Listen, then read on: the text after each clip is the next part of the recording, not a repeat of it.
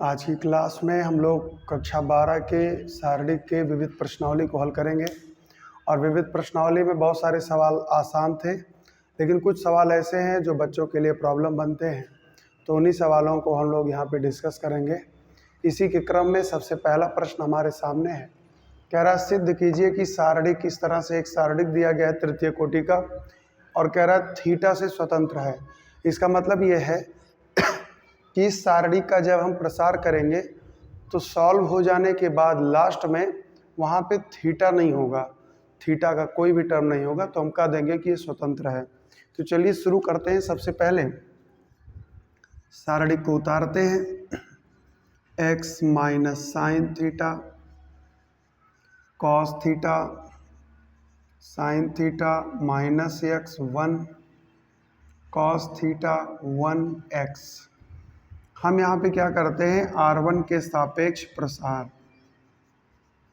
r1 के सापेक्ष प्रसार करने पर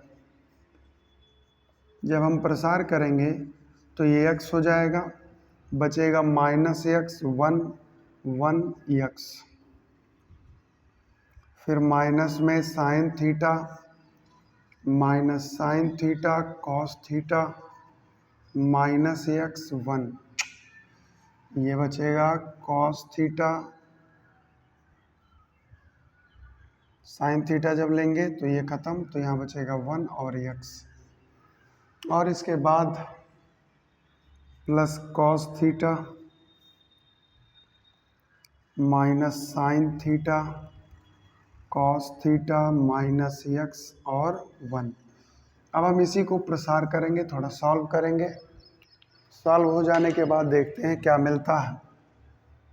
तो ये हो जाएगा हमारा x, यहाँ पे आएगा माइनस एक्स स्क्वायर माइनस 1, यहाँ पे है माइनस साइन थीटा, यहाँ बचेगा minus x sine theta minus में कॉस थीटा, और ये हमारा है कॉस थीटा। यहाँ पर देखेंगे तो माइनस में साइन थीटा और प्लस एक्स कॉस थीटा। इस तरह से हमने प्रसार कर दिया।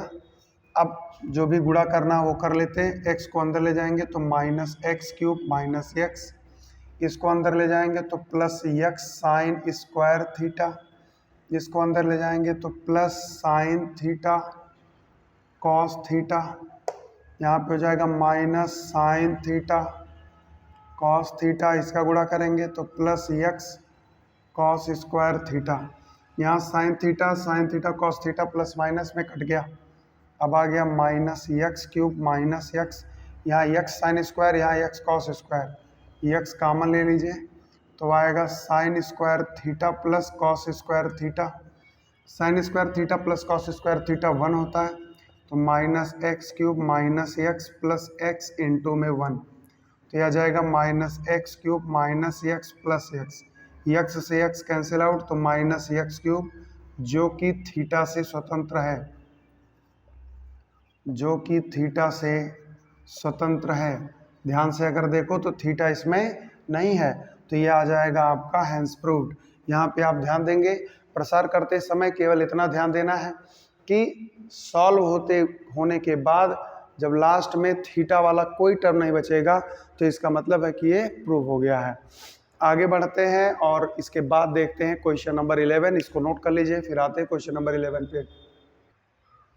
क्वेश्चन नंबर 11 कह रहा है कि इस तरह से एक तृतीय कोटि का फिर से सारणिक दिया गया है और कह रहा है का मान ज्ञात कीजिए। तो मान ज्ञात करने का मतलब है इवेलुएट करना है, इसका प्रसार करिए, प्रसार करने के बाद में जो भी आएगा वो इसका आंसर हो जाएगा।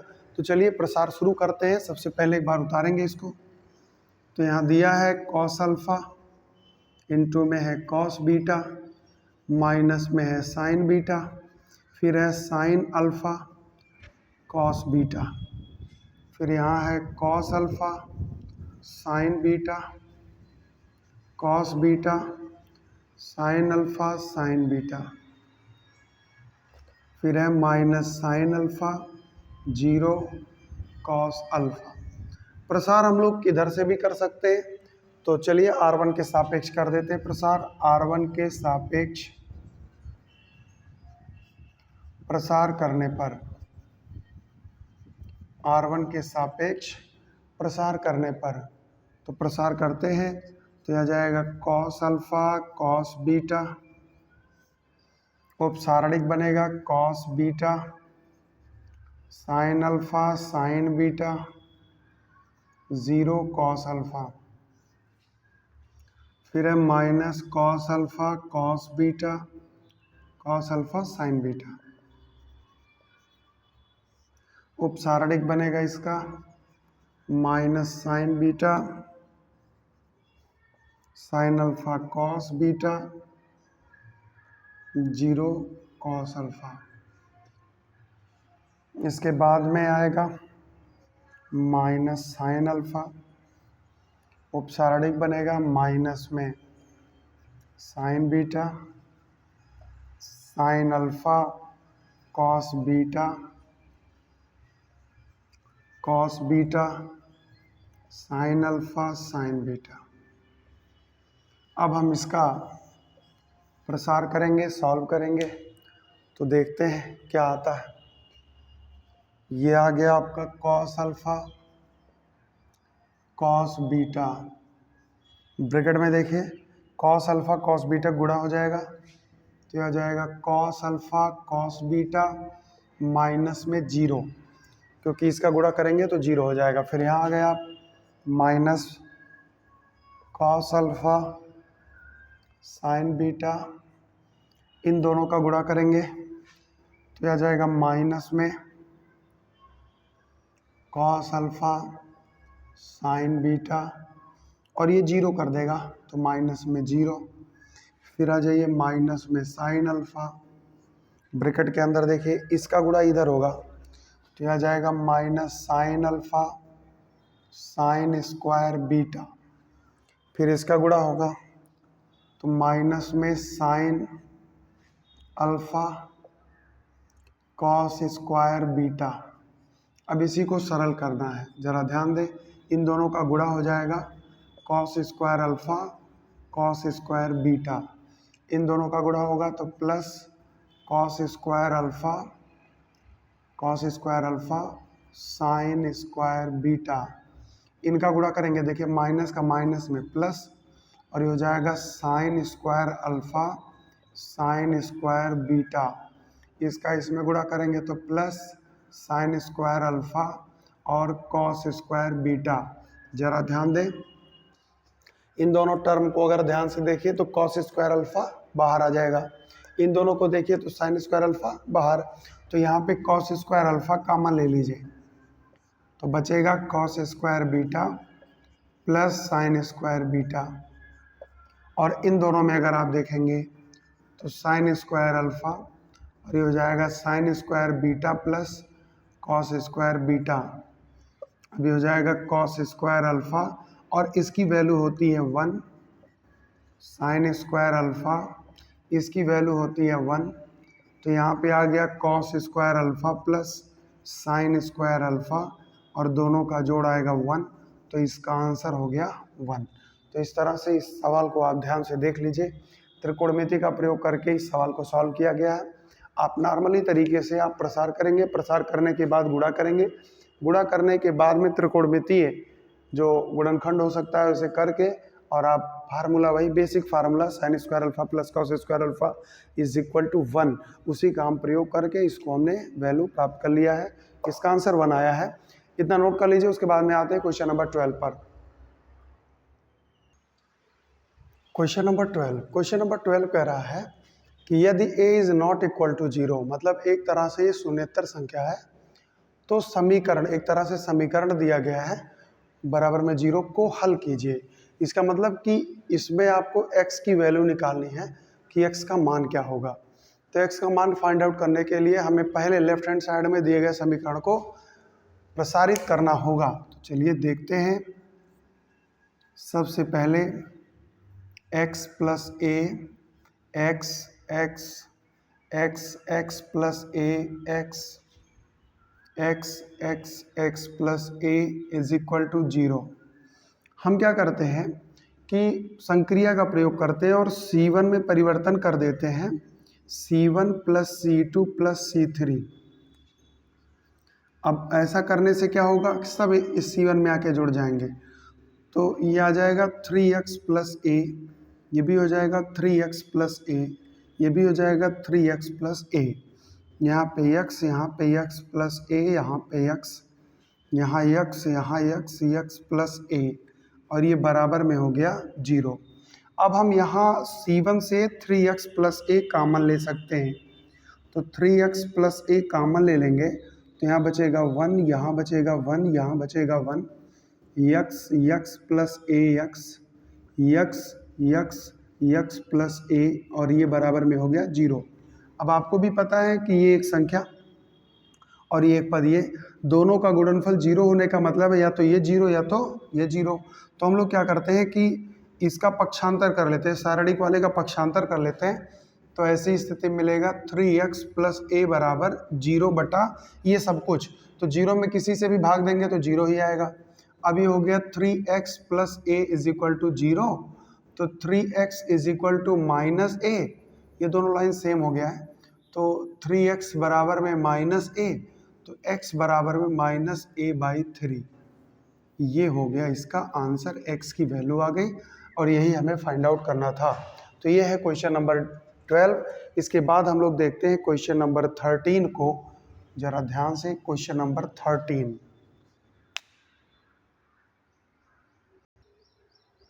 तो हमें ये प्रूव करना है कि यदि ए बी सी किसी त्रिभुज के कोण हो तो ये डिटर्मिनेंट जो है ये 0 के बराबर होगा, ये हमें प्रूव करके दिखाना है। तो ज़रा ध्यान देंगे, एक बात याद रखिएगा कि अगर मान लीजिए कोई ट्रायंगल हो इस तरह से, ये है ए, ये है बी और ये है सी, ये एंगल ये है, ए एंगल बी है, ये एंगल सी है, तो इसमें आप जानते हैं कि कोण ए प्लस कोण बी और प्लस कोण सी ये होता है 180। और दूसरा, अगर कॉस के साथ इनका रिलेशन बनाएंगे तो एक रिलेशन आप याद रखिएगा, cos square A plus cos square B plus cos square C plus 2 cos A cos B cos C, और ये वैल्यू कितना होता है 1। ये रिलेशन आपको याद होना चाहिए, और ये सवाल आपसे यही डिमांड करता है कि आपको ये रिलेशन आता है कि नहीं। चलिए अब शुरू करते हैं, सॉल्व करते हैं इसको।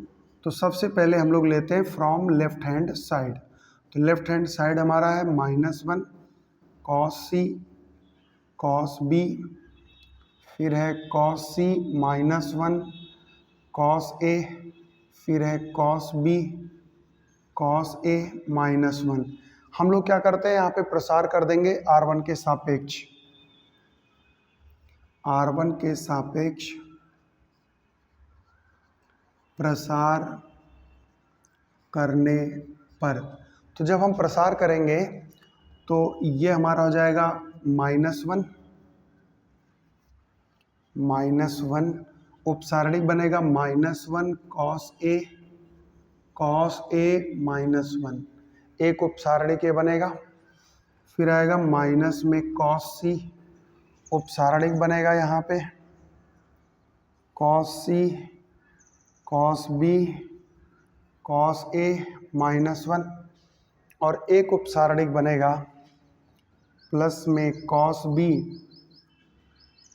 कॉस सी कॉस बी, और यहाँ से -1 कॉस ए -1 कॉस ए, ये हमारा उपसारणिक होगा। अब इसे थोड़ा सा और सॉल्व करते हैं, जगह हम लोगों के पास यहाँ से है, तो ये पूरा कवर करते हुए चलते हैं। अब देखिएगा यहाँ पे जब हम प्रसार कर रहे हैं तो ये हो गया -1, और ये देखिएगा -1 का -1 में +1 और माइनस कॉस स्क्वायर ए, यहाँ पे देखेंगे तो यह है माइनस में कॉस सी, और यहाँ पे बचेगा माइनस कॉस सी, और यहाँ पे दोनों का गुणा करेंगे तो आएगा माइनस कॉस ए इंटू में कॉस बी, ये आ गया। अब यहाँ पे पहुँच गए हैं तो ये आ जाएगा प्लस में कॉस बी, गुणा करेंगे यहाँ पे कॉस सी का कॉस ए में, तो आएगा कॉस ए इंटू में कॉस सी माइनस, तो माइनस लेकिन प्लस पहले से है, माइनस पहले से है, तो ये प्लस कॉस बी। अब आगे देखिए, -1 का 1 में तो -1, माइनस का तो प्लस कॉस स्क्वायर ए, माइनस का minus plus cos square C, plus cos A cos B cos C, plus cos A cos B cos C और प्लस कॉस स्क्वायर बी। अब ज़रा ध्यान दें, -1 को उधर ले जाएंगे, पहले इन सबको सेट कर लीजिए। तो कॉस स्क्वायर ए, फिर यहाँ देखिए है कॉस स्क्वायर बी, फिर यहाँ है कॉस स्क्वायर सी और cos A cos B cos C और फिर cos A cos B cos सी। तो दोनों जोड़ लेंगे तो हो जाएगा 2 cos A cos B cos C और माइनस में 1 पहले से है। अब अगर देखें तो यहाँ से यहाँ तक ये टोटल वैल्यू आपका हो जाएगा 1, तो यहाँ आ गया 1 और माइनस में 1, तो 1 - 1 0 और ये है राइट हैंड साइड और ये हो गया हैंस प्रूव्ड। तो इस तरह से इस सवाल को आपको सॉल्व करना होगा। अच्छे से आप इसको देख लीजिए कैसे सॉल्व किया गया है और इसके बाद हम लोग इसे नोट कर लीजिए। उसके बाद देखते हैं अगले सवाल की तरफ और बढ़ते क्वेश्चन नंबर 14 की तरफ। क्वेश्चन नंबर 14 को देखिए, एकदम सिंपल सा सवाल दिया गया है। क्वेश्चन नंबर 14 में कह रहा है कि इस तरह से एक तरह से आपको दिया गया है तृतीय कोटि का सारणिक और कह रहा है का मान ज्ञात कीजिए। तो मान ज्ञात करने का मतलब ये है कि आप सवाल को पूरा एक्सपेंड करिए, जो आ जाएगा वही आंसर हो जाएगा। तो यहाँ पे हम इसको करेंगे एक्सपेंड। ज़रा ध्यान दीजिएगा, सबसे पहले इसको उतारते हैं तो ये हो जाएगा हमारा x y x plus y, फिर y x plus y x plus y x y. अब हम करते हैं प्रसार। तो प्रसार किसके सापेक्ष? प्रसार के पहले एक चीज़ देख लो, x y y x y, इसका मतलब हम लोग उसी तरह से फिर कर सकते हैं C1 plus C2 plus C3, परिवर्तन कर दीजिए तो ये हमारा हो जाएगा 2x plus y 2x plus y 2x plus y, तीनों में हो जाएगा। इधर बचेगा y x plus y x, फिर x प्लस वाई एक्स और y। इसके बाद आप देखिए 2x प्लस वाई, तीनों में से यहाँ से C1 से कॉमन निकाल लो तो 2x प्लस वाई कॉमन निकल गया तो यहाँ बचा 1, यहाँ भी 1 और यहाँ भी 1। ये y x plus y x plus y x और y। अब इसके बाद हम लोग क्या कर सकते हैं, यहाँ पे मैक्सिमम नंबर ऑफ जीरोज, सारणी के प्रसार का ये बेसिक रूल है कि हम प्रारंभिक संक्रियाओं का प्रयोग करके मैक्सिमम नंबर ऑफ जीरोज बनाएं। तो यहाँ देखिए R1 में से R2 घटा दो तो यहाँ 0 हो जाएगा, R2 में से R3, तो R1 में परिवर्तन R1 माइनस R2 व R2 में परिवर्तन R2 माइनस R3 से। अब देखिए दो परिवर्तन हम लोग कर रहे हैं तो ये हो जाएगा 2x प्लस वाई और यहाँ पे देखो 1 माइनस 1 0, उसके बाद y minus x minus y तो ये माइनस एक्स आ गया, फिर x plus y minus x तो यहाँ y आ गया। फिर देखिए 1 माइनस 1 0, फिर x plus y minus x तो y, फिर x माइनस वाई और R3 में कोई परिवर्तन नहीं है तो इसे उतार दो 1x और y। अब आप देख रहे हैं कि सबसे ज़्यादा जीरो आपका इसमें C1 में है तो C1 के सापेक्ष प्रसार कर दीजिए। तो यहाँ लिखेंगे C1 के सापेक्ष प्रसार करने पर जिसमें सबसे ज़्यादा जीरो होगा उसी के सापेक्ष प्रसार करिए तो प्रसार आसान होता है। तो जीरो रहेगा, अंदर कुछ लिखने की ज़रूरत नहीं है, माइनस जीरो लिखने की ज़रूरत नहीं है, प्लस 1 1 के साथ उपसारणिक बनेगा minus x y y x minus y. अब आपका यहाँ आ गया 2x प्लस वाई और यहाँ पे देखिएगा माइनस एक्स का गुणा minus x square plus x y और माइनस वाई स्क्वायर। अब आप देखिए माइनस यहाँ से कॉमन ले सकते हैं तो ये हो जाएगा माइनस 2x प्लस वाई और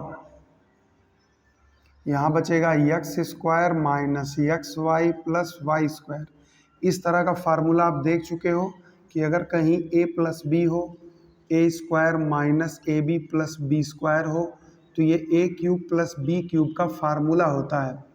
तो इस हिसाब से हो जाएगा -2 और यहाँ से यहाँ तक हो जाएगा x cube plus y cube और ये हो जाएगा इसका आंसर।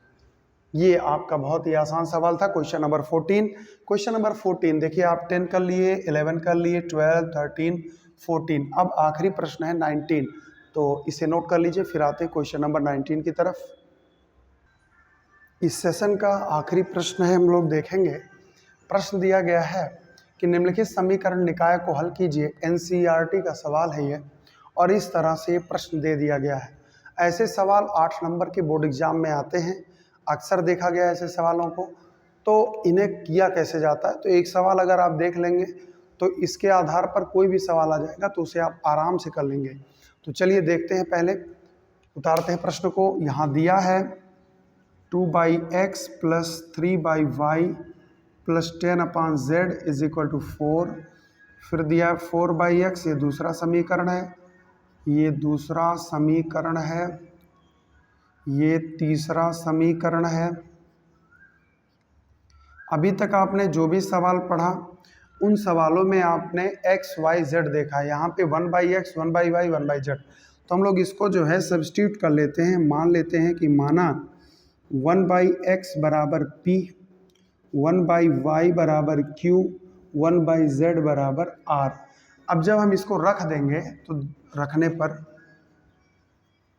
समीकरण में रख दीजिए इसको, तो 1/x की जगह पे p, तो ये हो जाएगा 2p plus 3q plus 10r is equal to 4। फिर है 4p minus 6q plus 5r is equal to 1। फिर है 6p plus 9q minus 20r is equal to 2। तो इस तरह से हमने इसको उतार दिया है। अब ये सवाल अगर आप ध्यान से देखें तो बिल्कुल उसी तरह का युगपत समीकरण बन गया है जो आबी विधि से हम लोग लगातार हल करते हुए आए हैं।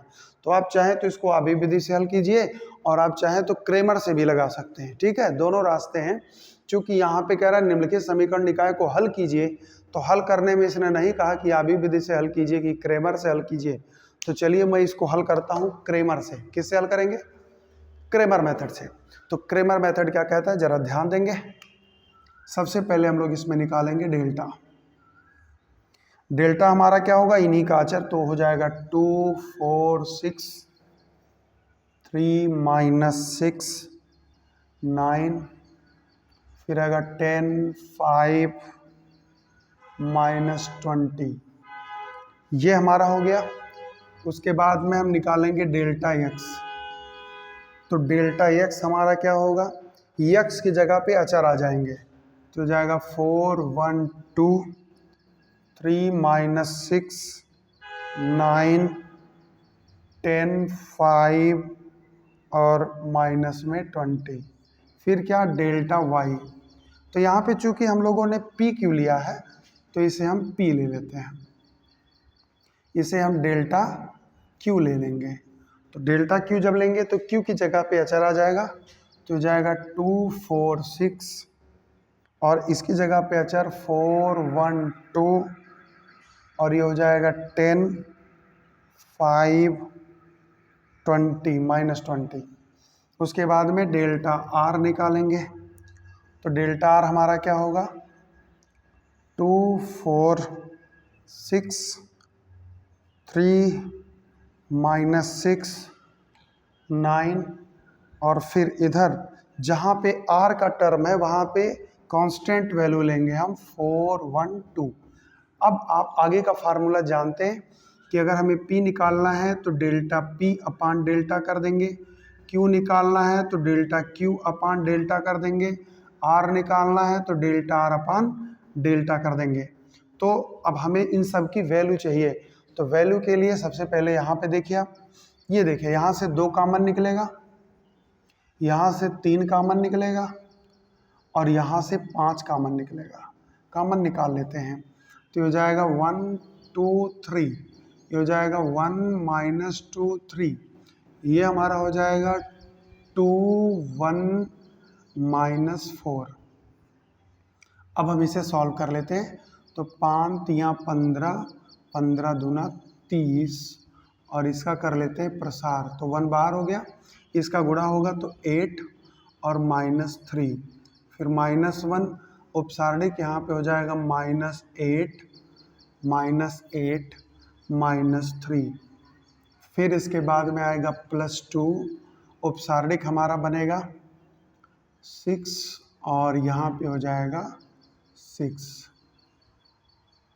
इस तरह से। तो ये हमारा आ गया 30, और यहाँ पे अगर आप देखें तो 8 में से 3 गया 5, यहाँ पे 8 में 8 3 11 प्लस 11, यहाँ पे 6 6 12 दूना 24। तो हमारी वैल्यू आ जाएगी 24 11 35 5 40, 1200। डेल्टा की वैल्यू आ गई 1200। अब इसके बाद इसकी वैल्यू ज्ञात कीजिए। तो चलिए डायरेक्ट प्रसार करते हैं। 4 कामन, तो ये हो गया 120, माइनस में 45, फिर -3 आएगा तो हो जाएगा -20 -10, फिर प्लस में 10 आएगा तो हो जाएगा 9 + 12, 9 + 12। तो इसे सरल करेंगे तो हो जाएगा 4, और 120 में से 45 घटा देंगे तो 120 में से 45 घटाएंगे तो 75, 300। यहाँ पे आपका हो जाएगा 30 तिया 90, यहाँ पे 12 9 21 210। सॉल्व करेंगे तो ये हो जाएगा 600। मैं यहाँ नीचे लिख दे रहा हूँ, इसकी वैल्यू आ गई 600। आगे बढ़ते हैं और इसकी वैल्यू देखते हैं। 2 बाहर, -20 -10, फिर -4 आ गया, -80 -30,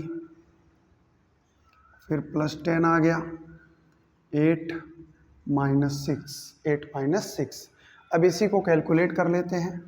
तो हो जाएगा आपका 30 दूना 60, ये हो जाएगा 80 और 30 110, तो 110 माने 440, और 8 में से 6 20, तो ये आ जाएगा अगर आप सॉल्व करेंगे 400। आगे बढ़ते हैं और इसे सॉल्व करते हैं। 2 बाहर हो गया, -12 -9, 3 बाहर, इसके बाद में 4 दूना 8, 6 कम 6, प्लस में 4 9 36 और +36। तो इसे सॉल्व करेंगे। 12 9 21 दूना 42, 8 में से 6 गया 2 तियाँ 6, और ये हो जाएगा आपका प्लस में 72 288। सॉल्व करेंगे तो ये आ जाएगा 240। अब अगर हम देखें तो फार्मूले हमारे पास हैं, हमें P चाहिए। तो P की वैल्यू होगी डेल्टा P अपान डेल्टा। तो डेल्टा P अपान डेल्टा, तो डेल्टा P की वैल्यू आ गई है 600, और डेल्टा की वैल्यू है 1200। काट पीट करेंगे, 1/2 आ गया। Q की वैल्यू डेल्टा Q अपान डेल्टा, तो डेल्टा Q की वैल्यू हमारी है 400, और बच्चे में आ गया 1200 1/3। उसके बाद में देखिए R, डेल्टा R अपान डेल्टा, तो डेल्टा R की वैल्यू हमारी है 240, और बटे में है 1200, तो ये कट गया 24 एकम 24 25, 1/5।